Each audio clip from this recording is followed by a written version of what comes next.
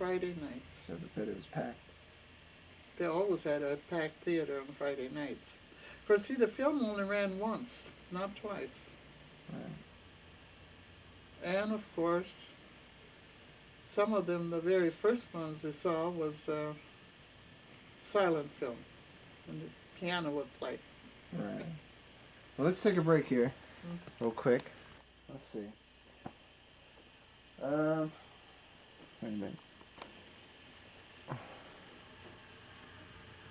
Okay, red light's on, right? Yep. All right. Let's talk about the Depression. Do you? Depression years? Yeah. What do you remember about that? Yeah, I remember some of it. We had the big crash in 29. My dad lost a lot of money. How come?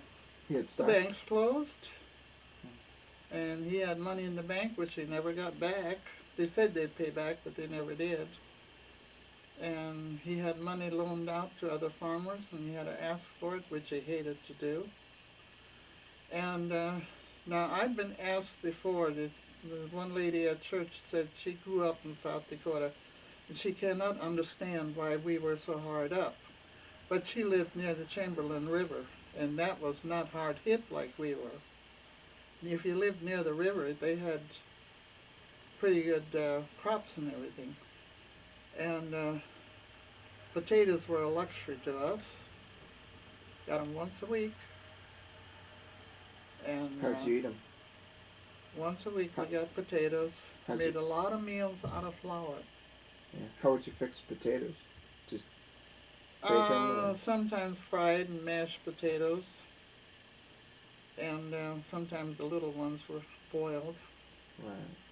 But and some of the flour meals we put a little bit of potato in and sautéed onion to bring a little flavor into it, because that's pretty flat tasting.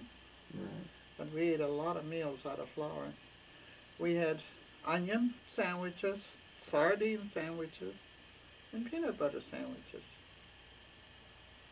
And our school snack was either honey and peanut butter on cracker, or in fall, whatever vegetable we ate was all eaten raw.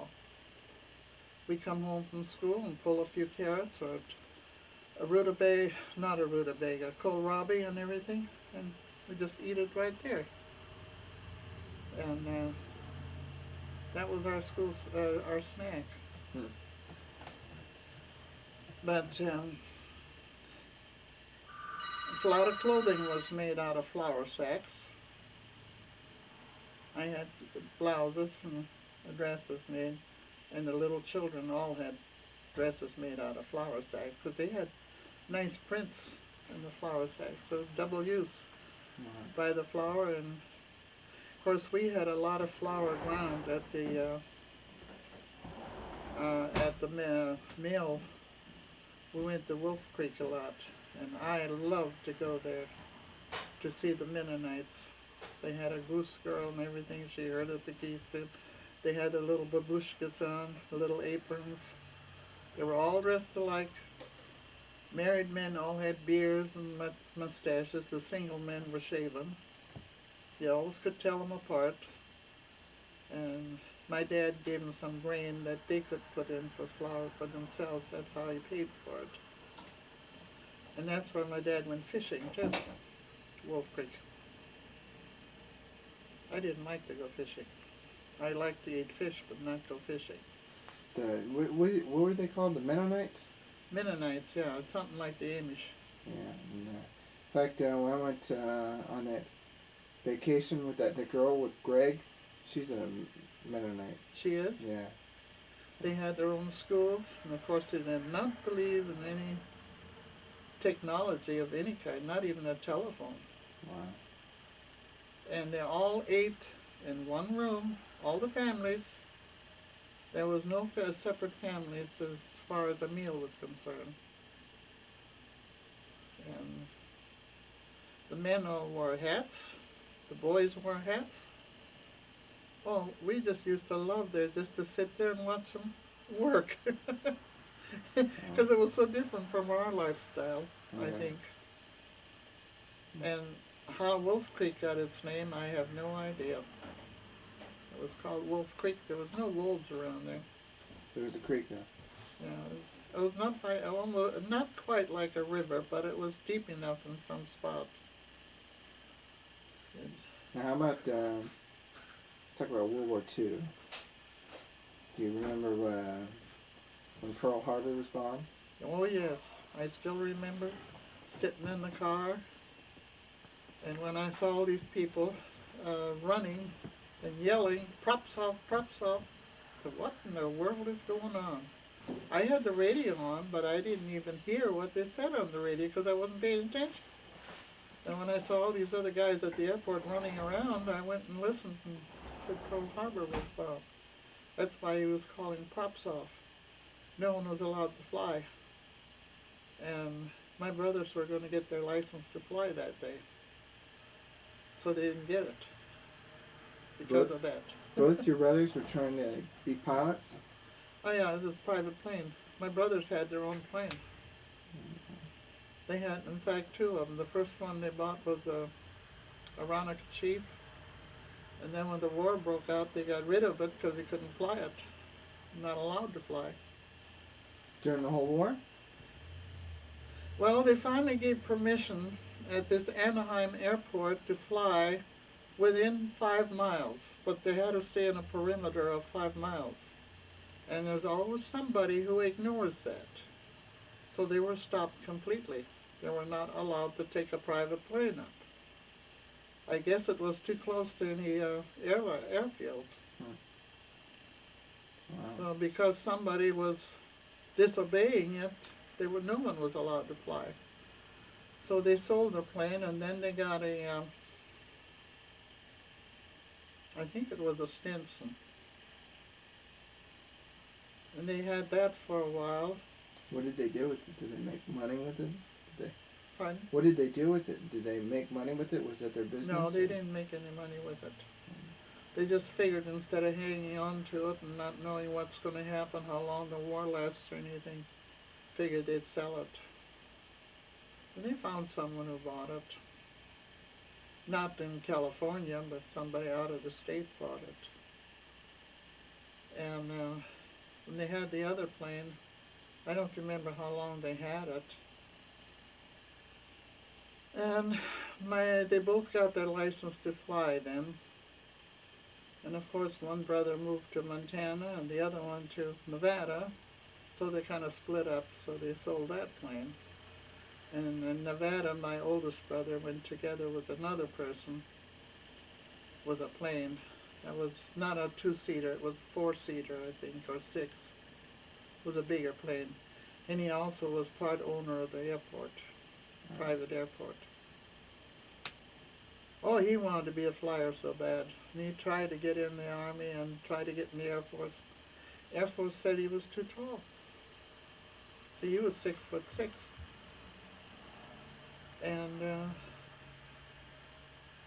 actually he was 6'6.5". And he finally begged them, he says, well, I'll just do working maintenance work. And he said, I'm sorry, but we can't take you because you're too tall. I think they did that because of clothing. The same with the police department. He tried to get in the police department and he was too tall for that. How about your other brother? My other brother moved to Montana. He went to work for the railroad. During wartime, they both worked at Douglas. You know, it's funny. They both tried to enlist. They couldn't get in. But as soon as my one brother married, the one that went to Montana, he was drafted. As soon as he got married. What did he get drafted in, the Army? Yeah, the Army drafted him. But then they found out he had a hernia that we didn't even know about. And they didn't take him. But it seemed so funny that they tried to enlist and they wouldn't take him. They said it was just as important to do what they were doing than to get in the service. See, my oldest brother, he was in charge of the planes. What type of planes were they making? They better fly or else. When he put a signature down, he said there'd not be anything wrong with them. They better fly. He said he was so used to it when something went wrong that he just threw open his boxes, his toolboxes, and let the FBI and inspectors check out everything out. That was just all old routine for him. But one time they were puzzled. The airplane took off the ground, got over the fence, and then it crashed. They couldn't figure out why it got that far, and then all of a sudden it just went down. And he said everything was checked out. Everything was in order. Well, then they checked a little further and found out the plane couldn't get gas after what run out, what was in the pipes, it didn't come through the pipes. There was sand in the pipes. Now figure out how the sand got in there. Well, they finally figured it out. This one guy, he always had a thermos, but he never drank from it. Well, he never had to open the thermos bottle, he just opened his lunchbox when he came through the door. And that's how he carried in the sand. And at that time, you didn't hear much in the papers or anybody when somebody was arrested. It was done real quietly. I remember when I worked at Douglas, one guy was let out by two agents. Never heard a thing. No one could even find out why he was arrested. All they know that toolbox and everything was gathered up and taken out of there. How did you end up working at Douglas? How did I end up with all that? Well, I came to California. My brother had written me that he sent me $25, and he says, come to California because you probably get better wages than I was getting in South Dakota. But also he was held responsible that if I didn't get a job, he had to take care of me. At that time, now I know your Uncle Dennis does not believe in that ever happened, but that was what it was happening at that time. And so I came out to California, and the first year I did several jobs. I think it was the second year. No, I came out in 41. In May of 41, that's what it was, yeah. And I got sick. I had the old-fashioned flu right off the bat, which didn't set very well with me, not knowing anybody, among strange people and everything. And I was staying at the Y, and my brothers couldn't come in because their men were not allowed in there in the room. And then my oldest brother Arnold said, "Well, why don't you work for um, the War Department?" Well, I tried to get into the Secret Service. I took this detective course and everything, and they told me they didn't hire women except for office work, typing and such, and that was all. At that time, they didn't. They didn't put women in as Secret Service people. Also, that one went down the drain, and when Arnold found out about that, oh, he was mad. He says, "You're not going to go in that line of work, not if I can help it," he said. He said, "I'll do everything to make it possible that you don't get it." He said, "I don't want to find you in the ditch with your head chopped off." And then that's when he suggested that he knew a family by the name of Warren. He's starting a school for people to get into work in factories. They're drawing more men out, and they want women to replace them. In fact, there wasn't enough men to go around anymore, so women had to replace them. So I agreed to it. I stayed with the Warrens for my boarding room. I don't remember how many weeks I went to school. It was quite an experience. It was called a riveting school, but I never did any riveting. So my first job was at a small plant. I don't remember the name of it. And the man that hired me He died at the age of 39 of a heart attack right there in the office.